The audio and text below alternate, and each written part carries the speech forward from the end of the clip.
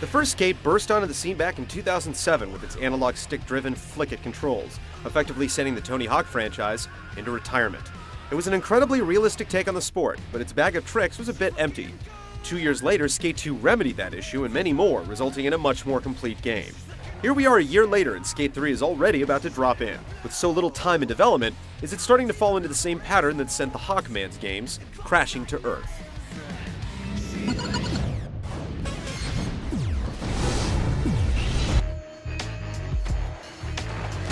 The story is really taken a back seat in Skate 3. There is one, but after the initial setup, it basically disappears. Already on top of the skate scene and having returned San Vanalona to a ripper's nirvana, it's your job to start your own company and promote it by skating every which way but loose across Port Carverton. In contrast to the previous games, there are no cops or security guards to rain on your parade. As you complete objectives, a board sales tally keeps rolling up, and with each milestone, you're allowed to add a new member to your skate team. These teammates ultimately become your allies in some missions, and while you can change their physical features, clothes, and gear from an impressive list of licensed products, they all technically have the same stats. Skate 2 really packed the house with its list of modes and options. Compared to most sports games that have only been around a couple years, it was impressive, so it stands to reason that there wouldn't be a whole lot added to the design just 12 months later. That is definitely the case, as the one big change comes in the form of a multiplayer campaign. Now your friends can join you in completing both cooperative and competitive missions, and small board sales bonuses are awarded for finishing them off this way. It's decent incentive to be more social with your play, and some missions really shine when playing with humans versus the computer. There's nothing out of the ordinary with the objectives themselves. They're downhill death races, own the spot or lot, film and photography sessions, street and vert contests, one-up where you go head-to-head trying to land the best trick, pro missions where you rub elbows with skating's biggest and brightest, the Hall of Meat where you bail for points, and team-related challenges. With so many board sales to rack up, even a dozen or so objectives eventually run out of steam. This is really just the beginning of what Skate 3 has to offer. You can build your own parks and share them using a simple interface, or create and upload footage to the skate.feed service utilizing a limited editing tool. Best of all, if you appear in someone else's video that gets some traction on the service, you're rewarded with royalties that give you even more board sales. The mission map is both a blessing and a curse depending on your perspective. It allows you to warp to any objective, but it can make the game feel like a string of menus instead of a cohesive whole. Thankfully, the free skate option is there to let you session to your heart's content. As you might expect, selling planks unlocks everything in the game from new spots and missions to clothing and equipment. Skate 3 is definitely stuffed full of options, but other than the rewards you're given for working and sharing with others online, there's nothing here that you haven't experienced in prior skateboarding games. The lack of offline co-op is a blemish, and overall the series is starting to fall into the same trap as other franchises that must endure perennial releases.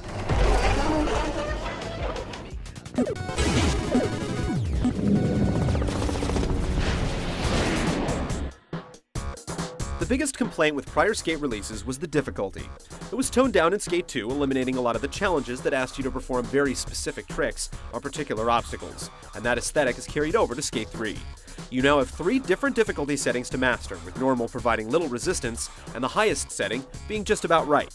There are definitely some coding snafus here and there, as you'll occasionally complete missions without even doing what the game asks. But overall, it's accessible to a far wider audience. The flick-it controls still feel intuitive and realistic, and with most of the missing tricks from the first game already added in Skate 2, dark slides are the lone noteworthy addition. Because there are only so many ways to move an analog stick, it can still be difficult to pull off the exact trick you want, but that's not really required to move forward. It's a worthy trade-off, as there's no denying the connection that you feel between the controls and what your virtual skater performs on screen. Maintaining your speed while riding ramps and pools is still a challenge, and things get a little too loose when you gain a lot of speed, but otherwise, it's basically found the sweet spot in terms of control and intuitiveness. In Skate 2, you were finally able to leave your board and run on foot, but the controls were absolutely abysmal. This has been vastly improved in Skate 3, and in conjunction with dropping session markers, it makes navigating the environment and completing objectives much less of a headache. Despite all the refinement, Skate 3 is still a fairly complicated game to control. It requires precision timing and features few player assists. That's also what makes it feel so great when you finally get it down.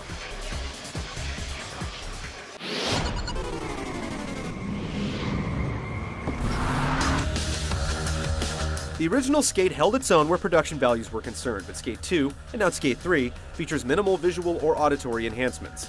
Utilizing the same engine, you get the same good and the same bad.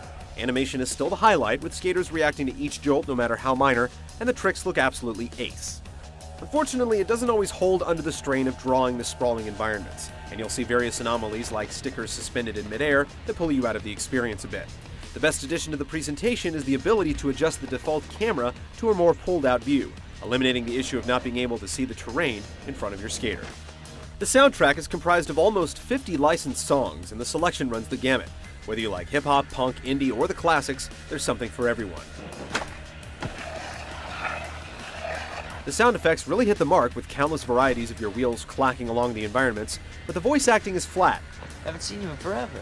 Actually, I got somebody I'd like you guys to meet. Let's roll over and meet my boy Caleb. That's what you get when you have real skateboarders voicing themselves.